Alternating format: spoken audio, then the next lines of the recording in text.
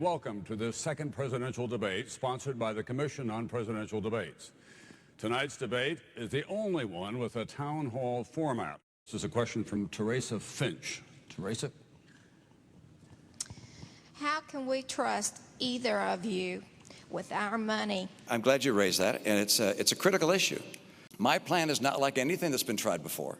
My plan is to bring down rates, but also bring down deductions and exemptions and credits at the same time, so the revenue stays in. I am cutting more than I'm spending, so that it will be a net spending cut. The key is whether or not we've got priorities that are working for you. As president, how would you approach the new reality in the Middle East, specifically with regards to our ally Israel and the existential threats it faces from Iran, Hamas, Hezbollah, and now the Palestinian Authority?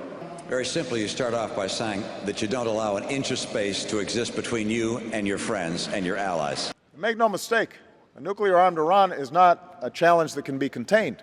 It would threaten the elimination of Israel, the security of Gulf nations, and the stability of the global economy. And that's why the United States will do what we must to prevent Iran from obtaining a nuclear weapon. Higher ed is necessary for a stronger economy, but for some middle-class Americans, it's becoming too expensive. What can be done? I will pursue a very bold policy of change that will restore the promise of our national education system. That's it. Speaking. That's his plan. You get 30 seconds. Shop around and borrow more money from your parents. We have to move on. We've come to the last question. It was from Peggy in Amherst, New Hampshire. It has a certain Zen-like quality. I'll give you a fair warning. She says, what don't you know, and how will you learn it?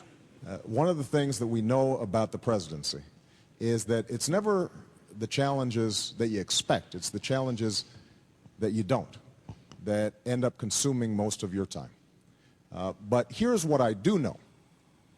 I know that I wouldn't be standing here if it weren't for the fact that this country gave me opportunity.